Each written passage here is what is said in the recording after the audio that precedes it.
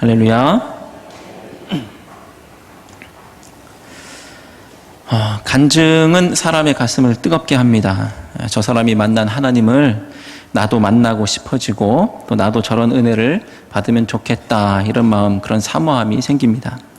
근데 문제는 무조건 그 간증의 내용들을 일반화시킬 수는 없다는 데 있죠. 사르밧 과부가 엘리야를 열심으로 섬겼더니 가루통과 기름통이 가뭄이 끝날 때까지 마르지 않았다라고 해서 다른 사람에게도 똑같이 그런 일이 벌어지는 것은 아니에요. 세상에서 간증과 같은 역할을 하고 있는 것이 있다면 성공수기 같은 그런 것이 있겠죠. 성공수기를 들으면서 사업 성공의 열의를 불태우기도 합니다. 그런 것이 발전한 것이 시중에서 항상 베스트셀러 상위권을 차지하고 있는 자기개발서들입니다. 돈을 몇 억을 모으는 방법, 10억을 모으는 방법, 인간관계 잘하는 방법, 또 성공하는 방법, 여러 가지 성공에 목말라 하는 사람들이 혹할 만한 그런 갖은 성공 사례, 비법들이 소개되고 있습니다. 자, 나는 이렇게 악착같이 자기 개발해서 성공했다라고 얘기하는 것이죠. 책을 읽으면서 가슴이 뜨거워지고 금방 10억을 모을 것 같고 나도 주식 투자하면 저 사람 따라하면 다 성공할 것 같은 그런 이야기들이 담겨 있습니다. 하지만 문제는 일반화시킬 수 없다라는 것입니다. 그 사람이 성공했다고 해서 내가 성공하라는 법칙이 꼭 성립하진 않죠. 10명 뽑는 곳에서 100명 지원했다라고 한다면 아무리 준비 잘하고 스펙이 좋고 어떤 좋은 배경을 가지고 있다 할지라도 그 사람은 90명에 속해서 떨어질 수도 있는 거예요. 자기개발서가 진리가 아니라는 겁니다. 그러므로 신앙인은 간증, 그것이 진리인 양 절대시할 것이 아니고 어제나 오늘이나 누구에게나 진리 말씀 되시는 하나님의 말씀을 붙들어야 할 줄로 믿습니다. 이 시대에 하나님은 나에게 어떻게 살기를 원하시고 내가 무엇을 하기를 원하시는지를 성경을 통해서 발견해야 하는 것이죠. 빌닷이 첫 번째로 욥을 공격한 것이 8장입니다. 오늘은 두 번째 공격이죠. 8장을 설교할 때 제가 제목을 어떻게 달았냐 하면 빌닷의 우상 숭배라고 했습니다. 하나님조차도 인과응보 교리에 가두고 그리고 하나님을 믿기보다는 인과응보 교리, 그것을 믿는 행태가 빌닷에게 있었고 그것이 바로 빌닷의 우상 숭배다라고 말한 것이죠. 물론 빌닷뿐 아니라 욥의 세 친구들, 나머지 친구들도 인과응보 교리를 기준으로 해서 이야기를 전개하기도 하고 있고 그 시대를 지배하고 있는 정신이었고 또 지금도 유효하게 이 인과응보 교리가 우리에게 받아들여집니다. 착하게 살면 복 받고 악하게 살면 벌 받는다, 이런 생각들은 성경 전반에도 나타나고 있는 그런 교리적인 교리가 되고요. 오늘날 우리에게도 일반적으로도 그렇게 받아들여지고 있습니다. 하지만 한 사람이 그 교리 안에서 철저히 정죄되고 있을 때 그 교리로 말미암아서 누군가가 애통하고 괴로워하고 있다고 한다면 우린 그것에 대해서 다시 생각해 볼 필요가 있는 것이죠. 이것이 오늘 설교를 임하는 저의 고민인 것입니다. 빌닷의 두 번째 변론이 이어지고 있습니다. 두 번째 사이클, 욥과 세 친구들의 두 번째 사이클 중에 엘리바스와의 논쟁이 끝나고 빌닷이 가만히 듣고 있다가 한 소리 하고 나섭니다. 뭐라고 하면서 나서나 보니까요, 처음 2절부터 말하고 있는 그 빌닷의 말이 난해구절입니다. 빌닷이 너희가라는 그 복수형 표현으로 말을 시작합니다. 욥을 향한 말인지 아니면 친구들을 향한 말인지 욥과 친구들을 다 아우르는 말인지 아리송해요. 성경 번역의 전통에 따라서 새번역 성경, 공동번역 성경이 각각 번역의 궤를 달리하고 있습니다. 새번역 성경의 번역은 욥에게 하는 말로 받아들였어요. 너는 언제 입을 다물 테냐? 제발 좀 이제라도 눈치를 채고서 말을 그치면 우리가 말을 할 수 있겠다. 욥을 향해서 너 언제 입을 다물 테냐라고 묻고 있는 너희가라는 것을 욥에게 적용했고요. 공동번역 성경에서는 당신들은 언제까지 입을 다물고 있을 참이요? 잘 생각하여 말 좀 해줍시다 라고 욥의 친구들에게 하는 말로 받아들였습니다. 자, 두 번역이 각각 욥에게 말 좀 하게 좀 친구들이 말할 수 있도록 입 좀 다물러라 라고 말하는 것, 그리고 친구들에게 듣고만 있을 거냐 좀 말 좀 해줘라 라는 그렇게 각각의 이해를 달리 했지만, 어떻게 번역을 하든지 한 가지 명확한 사실이 있다고 한다면 이 18장 앞에 있는 16장 17장에서 욥이 부르짖고 있는 이 말들, 혹은 그 이전부터 욥이 계속 해오던 그 말들이 빌닷이 듣기에는 상당히 거북했다라는 거예요. 그래서 친구들이 말 좀 제발 해라 이제, 아니면 욥에게 이제 그만 다물어라 라는 형태가 두 가지 형태가 되었던 이 빌닷은 아주 괴로운 상황에 놓여 있는 형편입니다. 심히 거북했다. 자, 그래서 3절은 그 거북함을 대놓고 얘기하고 있는 것인데요. 어찌하여 우리를 짐승으로 여기며 부정하게 보느냐, 욥을 향해서 그렇게 말합니다.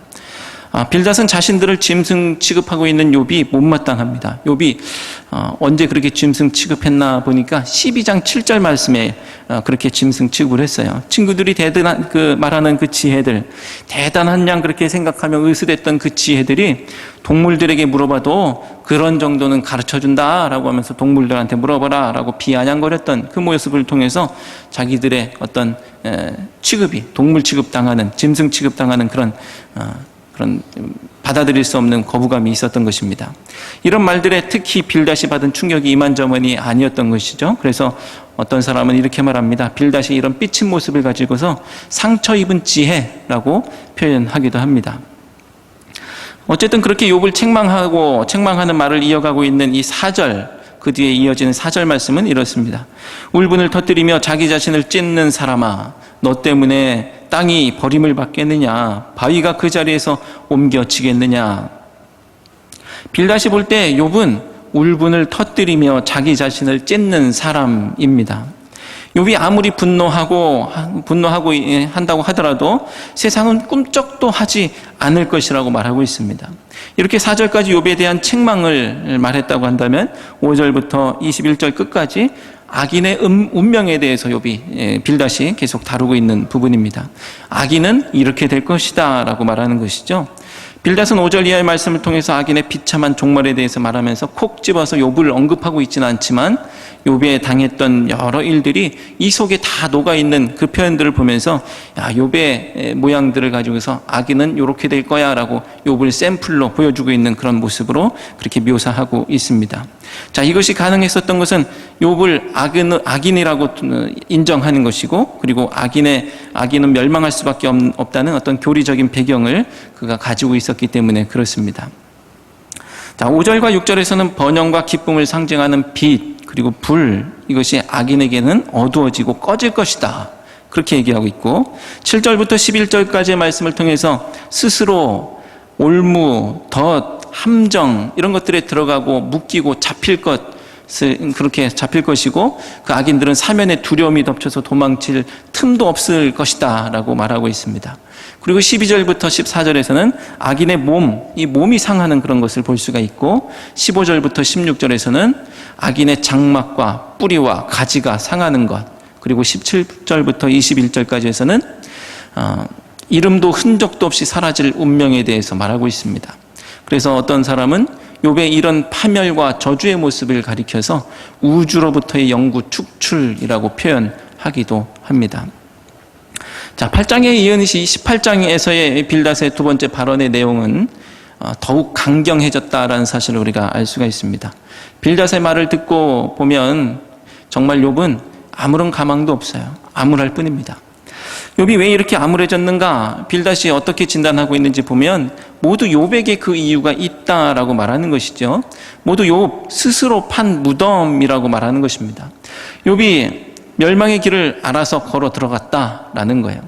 자, 자기 자신 그리고 스스로라는 표현이 4절에서는 울분을 터뜨리며 자기 자신을 찢는 사람이라고 하고 있고, 7절에서는 그 활기찬 걸음이 피곤하여지고 그가 마련한 꾀에 스스로 빠질 것이니 라고 하고 있고요. 8절에서는 우리 개역 개정판에서는 잘 드러나 있지 않지만 공동번역이나 새번역에서는 명확하게 드러나고 있는 것이 제 발로 그물 혹은 올가미에 걸리고 그리고 스스로 함정에 걸어 들어가는 것을 표현하고 있습니다. 그러니 누구를 탓할 수 있겠느냐라고 할 때 결국은 욥 네가 잘못한 거야 라고 하면서 스스로를 탓할 수밖에 없게 되는 것이죠. 네가 잘못했으니 자기가 죄를 지었으니 벌 받는 것은 당연하다. 이것이 빌닷이 주장하고 있는 그런 주장이죠. 어디까지나 철저한 인과응보 교리의 논리 안에서 욥을 책망하고 정죄하고 저주하는 표현입니다. 자, 그런데 욥은 자신의 잘못을 인정하지 않고 울부짖을 뿐입니다. 그래서 빌닷은 4절에서 욥을 향해 울분을 터뜨리며 자기 자신을 찢는 사람이라고 합니다. 그리고 그를 향해 단념하고 자기 죄를 인정하라고 말하는 것이죠. 인과응보가 다스리는 세계는 내가 부정한다고 해서 무너지지 않는다. 너 때문에 땅이 버림을 받겠느냐? 바위가 그 자리에서 옮겨지겠느냐라고 말하는 것입니다. 자, 설교를 준비할 무렵 한 권의 책을 읽을 수가 있었습니다. 자, 우리는 차별에 찬성합니다라는 책이에요. 우리는 차별에 찬성합니다. 부제로는 괴물이 된 20대의 자화상이라고 달려 있어요. 괴물이 된 20대의 자화상. 자, 이 책이 출발하는 지점은 대학에서 사회학을 강의하고 있는 어떤 시간 강사가 대학생들과 사회 문제에 대해서 토론하는 중에 20대들이 당연히 이렇게 생각할 것이다라고 생각했었던 어떤 가정했었던 전제가 있었는데, 토론하는 중에 이 전제들이 무참하게 무너지는 것을 경험하면서 진땀 흘릴 수밖에 없었던 상황에서 시작이 됩니다. 학생들에게 비정규직 노동자들의 처우 문제에 대해서 의견을 물었는데, 책의 제목처럼 이 학생들이 우리는 차별에 찬성합니다라고 그런 식으로 이야기를 하고 답하는 거예요. 노동 문제와 관련해서 가장 큰 이슈가 되는 것이 노동 유연성의 문제죠. 쉽게 말하면 노동자들을 쉽게 해고할 수 있느냐 없느냐, 이런 문제입니다. 기업 입장에서는 노동자들을 쉽게 해고할 수 없다라고 한다면 경영이 악화되었을 때 회사가 어려워지겠죠. 기업이 어려워지겠고, 또 그것이 짐으로 작용할 수밖에 없습니다. 그러니 노동 유연성이 큰, 유연성이 아주 좋은 그런 상황이 좋게 받아들여집니다. 하지만 노동자 입장에서는 이 노동 유연성이 아주 유연할수록 자신들의 일자리가 언제 날아갈지 모르고 내가 어떻게 쫓겨날지 모르는 상황이 되는 겁니다. 그냥 앞날이 불투명한 상황이 되는 것이죠. 그러므로 노동 유연성이 경직될수록 작을수록 노동자 입장에서는 좋습니다. 하지만 노동 유연성이 완전히 경직돼서 다 살든지 다 죽든지 하는 것은 문제가 있기 때문에 바로 이런 부분이 국민적인 합의를 모아서 정치가들이 풀어야 할 숙제가 되는 지점이죠. 자, 노동 유연성의 문제가 또 나은 문제가 있는 것이 바로 그것이 비정규직 문제죠. 동일한 노동을 하는 정규직 노동자에 비해서 노동 환경 그리고 처우가 현저히 열악하기 때문에 일자리를 많이 만들었다고 아무리 정부가 홍보하고 발표한다 할지라도 결국은 질 낮은 일자리를 많이 양산해낸 것이기 때문에 오히려 국민의 삶의 질은 떨어질 수밖에 없는 상황. 자, 문제는 비정규직 노동자의 정규직 전환 요구가 온당하냐? 비정규직 노동자와 정규직 노동자가 동일한 노동을 하는데 임금이나 처우가 현격하게 차이가 나는 것이 타당한 것이냐라는 물음 앞에 20대들이 선택한 대답은 그들의 스펙은 보잘것없지 않습니까? 그 자리에 오르기까지 그들이 한 것이 아무것도 없지 않습니까? 그들이 자기 개발한 것이 아무것도 없는데 비정규직을 정규직으로 옮겨준다는 것은 말이 안 됩니다. 차별받아서 마땅합니다라고 그렇게 말하고 있고, 정규직 전환 요구가 오히려 도둑놈 심보다라고 그들이 말하고 있다는 거예요. 마치 빌닷이 욥의 고난을 찬성하듯이 이 20대들이 차별을 찬성하고 있는 것입니다. 저자가 생각했던 20대는 정의감에 불타고 불의를 보면 참지 못하고 사회 문제 이런 것들은 눈 감지 못하고 적극적으로 의사를 표현하고 부조리를 외면하지 않고 그렇게 맞닥뜨렸던 그런 세대로 이해하고 있었는데, 이 뜻밖의 대답과 의견에 적지 않게 당황하지 않을 수 없었다라는 겁니다. 그래서 이런 20대 그들의 변화와 그들의 성향에 대해서 연구하게 되었고 논문을 쓰게 되었고 그것을 보완해서 책으로 낸 것이 바로 우리는 차별에 찬성합니다라는 20대와 현 사회에 대한 분석을 담고 있는 책입니다. 괴물 같은 시대 그리고 괴물 같은 세대가 되었다라는 것입니다. 저자는 20대는 왜 스스로 무덤을 파는가라는 의문을 갖습니다. 마치 자기는 거기에 안 들어갈 것 같이 그 정규직과 비정규직의 사회 속으로 자기가 안 들어갈 것처럼 왜 그렇게 스스로 무덤을 파는 것일까? 그래서 오늘 논의가 되고 있는 이 스스로 담론 4절과 7절, 8절에서 열거되고 있는 스스로 올무에 들어가고 스스로 덫에 들어가고 스스로 함정에 들어가서 묶이고 잡히고 멸망해가는 그 모양새는 원래 빌닷이 욥을 염두에 두고 한 악인을 향한 말이었지만 역설적이게도 오늘 이 차별이라는 올무, 차별을 더욱 견고하게 하는 자기 개발이라는 올무에 스스로 들어가는 20대를 겨냥하는 말이 되어버렸습니다. 20대는 차별을 옹호하고 자기는 차별받는 사람이 아니라 차별하는 사람의 입장이 되기 위해서, 정규직이 되기 위해서, 더 높은 자리에 올라가기 위해서 자기 개발에 몰두합니다. 토익 공부를 하고 1점이라도 점수를 올리기 위해서 매해 또 시험을 치면서 점수를 올리려고 하고, 또 마음에도 없는 자원봉사를 하고 이런저런 자격증을 따고, 그리고 별 관심도 없는 이런저런 경험을 쌓고 혹시 취직에 도움이라도 될까봐 싶어서 여기저기 기웃거립니다. 그렇게 자기를 다른 사람보다 더 가치 있는 사람으로 만들어 나가는, 그러면은 그렇게 만들어 놓으면 취직이 좀 되지 않겠나, 이런 막연한 희망을 가지고 있지만 몇 년째 그렇게 노력을 해도 그들은 제자리 걸음. 오늘의 20대가 이것을 오늘의 20대가 바로 그렇게 제자리 걸음하는 세대이고, 오늘의 이 시대는 그들을 그렇게 노력하게 하지만 모두를 다 인정해주고 다 고용할 수 없는 시대, 그들을 그렇게 경쟁으로만 몰아넣고 있는 시대가 되었다라는 것입니다. 취직이 안 되는 것은 자기 개발을 안 해서가 아닌데도 불구하고 그냥 가만히 있을 수가 없으니까, 그냥 백수로 있을 수는 없으니까 자기 개발이라고 한다는 그런 것들을 해야 되겠다라는 것을 생각하고 또 그것을 권하는 사회, 아무도 돌고 도는 이 굴레가 감히 그 굴레에서 벗어날 생각을 하지 못하고 있는 그런 사회. 20대는 이미 그 자체로 충분한데도, 열심히 했고 이미 그 자격도 충분한데도 불구하고 더 좋은 포장, 그렇게 해야지 더 잘 팔리지 않을까, 이런 기대를 가지고 계속 그 굴레 속에서 자기 개발에 충실하고 있습니다. 자기 개발하고 있는 백수가 되어 있는 것이죠.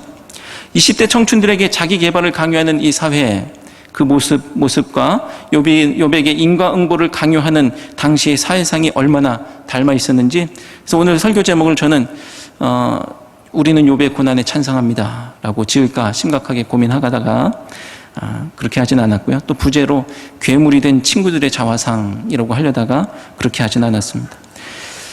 자, 이 사회 전체가 욥이 맞닥뜨린 상황하고 똑같아요. 욥은 자기에게 아무런 잘못도 없지만 고통의 굴레를 벗어나지 못하고 있고, 인과응보의 교리 안에서 자신의 잘못을 인정하고 돌이킬 것을 권고받고 있습니다. 오늘 20대는 자기에게는 아무런 잘못이 없는데도 불구하고, 자기는 이미 충분한데도 불구하고 자기 개발해야 한다고, 점수가 1점 모자라는 거 아니겠냐고, 이런 자기 개발하면 다 잘 될 것만 같은 권고를 받고 있습니다. 차이가 있다면 욥은 그게 아니라고 말하고 있고, 20대는 열심히 그 길을 따라서 걷고 있는 것일 뿐이죠. 욥은 울부짖으면서라도 바위를 옮기려고 하고 있고, 20대는 바위를 옮길 수 없다고 생각하고 자기 개발의 현실에 순응할 뿐입니다. 우리 사회는 모든 책임이 개인에게 있다고 합니다. 자기 자신을 개발하지 않고 스펙을 쌓지 않으면 스스로 백수의 길을 걷는 것이라고 생각해요. 그들은 20대가 자기는 잘못이 없다고, 자신은 이미 충분하다고 울분을 터뜨리며 자기 자신을 찢는다고 해도 능력주의의 이 사회가 무너지는 것은 아니라고, 자기 잘못이나 인정하고 뉘우치고 자기 개발이나 하라고, 그것에나 신경 쓰라고 그런 말만 듣게 되는 것입니다. 이것도 다 있는 집 애들 얘기죠. 집안도 가난하고 돈도 없고, 그리고 부모, 어머니, 아버지 백도 없고, 그래서 어려서부터 학원도 못 다니는 친구들, 등록금 되려면은 아르바이트를 몇 개씩 하고 밤새야 되고, 강의 시간에는 졸 수밖에 없고, 그리고 휴학을 몇 번을 해야 졸업할 수 있는 20대들에게는 자기 개발이라는 것이 또 사치에 불과합니다. 그렇게 불공정한 사회에서 낙오하게 되면 낙오하게 되고 아무도 그들의 손을 잡아주지 않게 되죠. 한국직업능력개발원이 2009년에서 2010년 사이에 대학을 졸업한 14,349명을 상대로 조사한 부모의 소득계층과 자녀의 취업 스펙 보고서에 따르면, 대기업 취업 확률은 어학연수 경험이 있으면 49%나 높아집니다. 그런데 부모 소득이 월 200만 원 미만일 때 자녀가 어학연수를 갈 수 있는 비율은 10%, 월 700만 원 이상일 때는 32%가 된다는 거예요. 그러니까 부모님이 돈이 많으면 자녀는 대기업에 취업을 할 확률이 매우 높은 것이죠. 자, 그리고 토익 점수도 부모의 소득에 따라서 평균 676점과 804점 이런 차이가 납니다. 엄청난 격차가 나는데 토익 점수 10점당 대기업 취업 확률이 3%가 높아진다고 합니다. 10점이 높으면 3% 이상 확률이 높아지는 거예요. 이미 개천에서 용난다 이런 시대는 지나갔다는 것이죠. 오늘 읽은 욥기 18장 16절 말씀처럼 밑으로 그의 뿌리가 마르고 위로는 그의 가지가 시들 것이며 이미 20대들의 현실은 위아래로 싹둑 잘려나간 아무런 소망이 없는 존재들이 되었다는 것입니다. 도무지 바위가 옮겨질 것 같지가 않습니다. 인과응보 교리가 견고하면 할수록 사회는 개인을 보듬을 수가 없죠. 개인의 책임이기 때문에 그렇습니다. 만약 이런 주장을 강하게 하는 빌닷이 만약에 고난을 당한다고 한다면 어떻게 될까? 빌닷은 자기 무덤을 스스로 파고 있는 것이죠. 인과응보 하면서 자기 무덤을 스스로 파면서 혹시 있을지 모르는 고난 가운데 그 속에서 아무도 자신의 손을 잡아줄 수 없는 무덤을 파고 있는 것이죠. 그것도 아주 견고하게 자기 개발과 능력주의 안에서 개인은 그렇게 실패한 루저가 될 뿐이고 모든 것이 개인의 책임이기 때문에 사회 구조의 희생양이라고 아무도 생각하지 않습니다. 거기에는 국가도 없고 사회도 없고 연대도 없고 오직 개인이 알아서 해야 하는 그런 상황들, 개인이 죄지어서 개인이 잘못해서 그렇게 되었을 뿐입니다. 여기에서 저는 우리의 신앙에 대해서 다시 한번 생각해 봅니다. 척박한 사회에서 나 한 사람이 잘 되게 해달라고 하는 그런 기도, 그렇게 하는 것이 우리의 신앙인가? 고생하다가 좋은 데 취직하고 무슨 좋은 일이 있으면 하나님이 살아계신 것이고 그렇지 않으면 하나님이 안 계신 것이고 모두가 잘 될 수 있는 사회가 되도록 기도하고 실질적으로 행동해 나가는 것이 신앙인의 마땅한 모습이 아니겠는가? 그렇게 살지 못하더라도 최소한 그렇게 기도하고 그렇게 말할 수는 있지 않을까? 기도를 바꿔야 합니다. 나 한 사람 바위를 피하는 기도가 아니라 모두 함께 걷는 길이 있는 그 길에 있는 바위를 옮기는 기도. 문제를 그대로 두고 현실에 순응하는 신앙생활이 아니라 믿음 가운데 고쳐나가고 함께 손잡고 가는 길, 그것이 신앙생활 아니겠냐라는 것입니다. 신앙생활은 대안적 삶이에요. 대안적 삶. 그대로 세상의 가치 그대로 사는 것을 고착시키고 강화시키는 것이 신앙생활이 아니라 그것이 아닌 다른 삶, 대안적인 삶을 살아나가는 것이 신앙생활이죠. 세상 사람과 똑같이 사는 것이 아니라 세상의 욕심을 하나님의 힘으로 강화하고 성취하는 것이 아니라 세상의 생각에 흠뻑 젖어 있던 자기 자신을 발견하고 돌이키고 다른 삶의 방식, 예수님께서 제시하신 삶의 방식을 선택하는 것이 신앙생활입니다. 우리는 모두 하나님의 은혜를 간구합니다. 하지만 개인이 잘 되는 은혜, 나에게만 주시는 은혜에만 집착할 때 기독교는 자아강화, 욕심 성취의 종교에 불과합니다. 은혜는 구조적인 변화, 세상의 변형으로도 와야 돼요. 나 한 송이 꽃피는 것이 아니라 다 함께 피는 그리스도의 계절이 와야 한다는 것입니다. 세상과는 다른 대안적 삶의 방식을 지지하는 변화는 이 땅의 은혜로 하나님 나라가 되게 하는 그런 변화입니다. 마태복음과 마가복음의 기록에 따르면 예수님께서 예루살렘에 입성하신 후에 성전 정화를 하세요. 성전 정화 앞뒤로 무화과나무 열매를 저주하신 이야기, 그리고 저주하신 무화과나무가 뿌리부터 말라 있는 것을 베드로가 발견하는 이야기가 나옵니다. 예수님께서 이렇게 말씀하십니다. 하나님을 믿으라. 내가 진실로 너에게 이르노니 누구든지 이 산더러 들려 바다에 던져지라 하며 그 말하는 것이 이루어질 줄로 믿고 마음에 의심하지 아니하면 그대로 되리라. 그리고 이어서는 기도에 대한 가르침을 주시죠.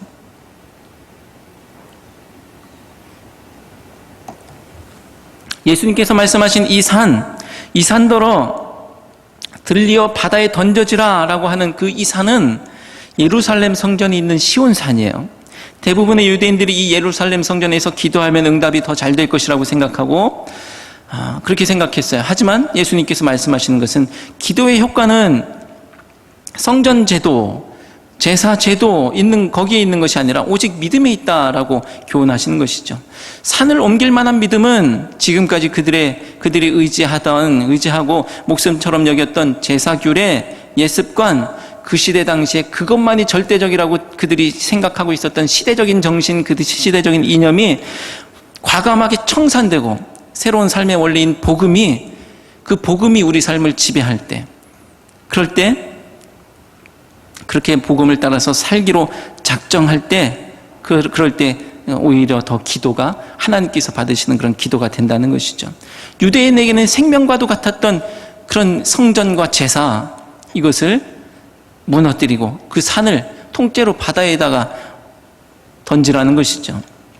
생명과도 같았고 목숨과도 같은 버릴 수 없는 사회적 배척이, 감히 내가 그것을 버렸다가는 사회적 배척의 대상이 될 수 있는 그 모든 것들을 감수하고 결단해야 된다는 것입니다. 빌닷은 4절 말씀을 통해서 묻습니다. 땅이 버림을 받겠느냐? 예수님은 산이 바다에 던져질 것이라고 말씀하십니다. 빌닷은 바위가 그 자리에서 옮겨지겠느냐? 예수님은 바위보다 더 큰 산이 바다에 옮겨질 것이라고 말씀하십니다. 20대 청춘의 삶을 절망의 나락으로 잡아당기는 자기개발의 굴레도, 그리고 사람의 숨통을 조여오는 인과응보의 정죄도, 열매 없는 성전 중심의 제사 제도도, 세상과는 다른 대안적 삶의 방식, 복음을 믿음으로 살아내는 그 삶 앞에서는 옮겨질 줄로 믿습니다. EBS 지식 채널 2라는 곳에서 방송이 되어서 화제가 된 내용입니다. 독일은 GDP가 우리의 2배가 되는 국민소득 4만 달러 이상의 부자 나라입니다. 교육은 누구나 다 누려야 하는 국민의 기본권이기 때문에 1970년대 이후로 대학 등록금이 사라졌습니다. 하지만 35년 만에 대학 재정 악화, 경쟁력 강화 이런 이유로 500유로라는 70만 원 돈 되는 500유로라는 등록금을 받기로 결정을 했죠. 등록금이 한 70만 원 된다는 거예요. 근데 어떻게 됐느냐? 시위가 일어나고 도로가 점거되고 철도를 점거하고 법원과 의회를 점거하고 강의실도 점거하고 대학생들이 사회가 난리가 났어요. 어떻게 등록금을 70만 원 받을 수 있냐? 이 문제를 바라보는 우리의 시선은 어떻습니까? 아니, 자기가 공부하는데 자기 돈을 내고 해야지. 왜 공짜로 해달라고 그러냐? 왜 내 세금을 가지고 너희들을 공부시켜줘야 되느냐? 도둑놈 심보라고 여기면서 맹비난하겠죠. 강 건너 불구경하듯 철저히 나와는 관계없는 일로, 남의 일로 여길 겁니다. 하지만 독일 국민들의 선택은 달랐어요. 학교 당국이 강의실은 강의할 때만 사용할 수 있다라고 해산 명령을 내렸지만 교수님들은 점거가 끝날 때까지 그러면 우리는 계속 강의하겠다. 그렇게 학생들을 지켜주고 수십만 명 학생들이 거리로 나와서 시위를 합니다. 기성세대들도 그들을 거들고 지지합니다. 교육은 세대 간의 계약이다. 앞으로 우리의 노후와 복지를 떠맡게 될 이 대학생들이 수업료를 내야 한다면 우리는 노후를 스스로 책임져야 할 것이다.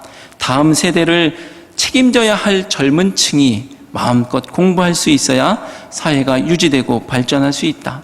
모든 젊은이의 교육을 위해서 세금을 더 낼 의향이 있다. 그리고 앞다투어서 등록금 폐지 공약이 이제 선거에서 나타나기 시작했고, 그것을 내세운 정치인들이 대거 당선이 되었고, 그들이 가장 먼저 지킨 공약은 등록금 폐지입니다. 그래서 한 주의 교육부 장관이 이렇게 말하죠. 빈부와 상관없이 공부할 기회를 균등하게 주어서 훌륭한 인재를 많이 배출해야 국가가 번성한다. 이를 막는 모든 장애물은 제거되어야 한다. 그것이 정치인의 역할이다. 이를 막는 모든 장애물은 제거되어야 한다. 결국 독일은 그 장애물을 제거했고 그들은 바위를 옮겼습니다. 바위가 옮겨지겠느냐라고 물을 때에 그들은 옮겼어요. 우리도 우리 사회에 놓인 바위를 옮겨야 하지 않겠습니까? 부활의 아침, 사람이 혼자 혼자 힘으로 옮길 수 없는 예수님 무덤을 막고 있었던 돌문이 있었어요. 그 돌문이 부활의 아침 굴렀습니다. 부활하신 주님의 권능이 임하시면 바위가 옮겨질 줄로 믿습니다. 기도하겠습니다.